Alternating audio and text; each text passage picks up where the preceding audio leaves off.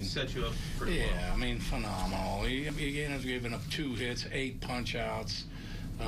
You know, had the one bases loaded jam was about the only jam that he got into, and you know, enticed a double play ground ball.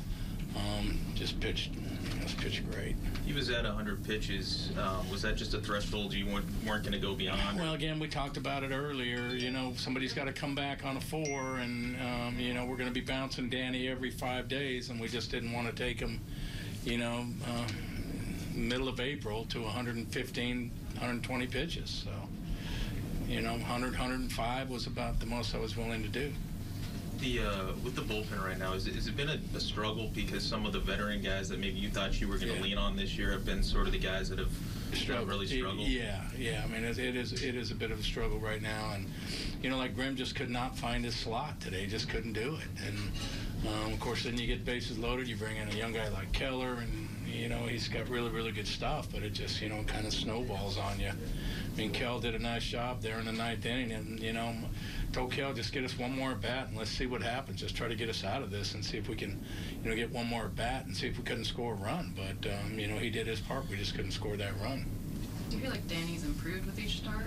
Who? Danny. Yeah, he has. And we talked about his velocity. You know, he had good velocity. Now towards, you know, you're looking at velocity, and you know, when he's getting up around 100 pitch mark, and his velocity is down to 90, 91 from, you know, 93, 94. You know, he's probably getting about to the end of his night. But his arm strength is getting better each time he goes out, and he's really polishing up his command. Did he use his changeup more today than he had? He just mixed everything up really well. Did you feel like some of your younger relievers maybe need to push them into some roles that maybe they? Well, you know, it's just right now. It's just, you know, everybody's got a job to do. We just got to do it. You know, if you're down 5 runs, your job is to go in there and hold the fort. You know, you don't make it down 8 runs. You know, if you know, if we're up 3, just hold the fort. And right now, we've just been kind of struggling to do that. But you know, hopefully with some consistent play, you know, this maybe it'll sharpen up some.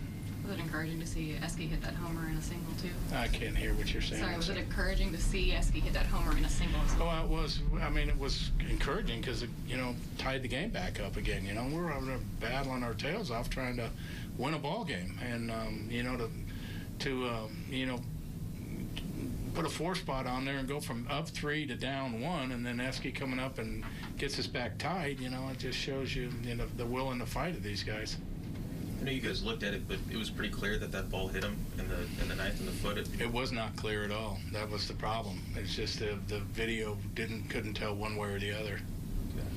But you could have challenged. If you can challenge that, but you just couldn't see it on the video.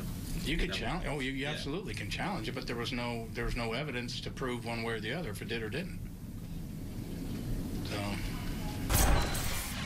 So.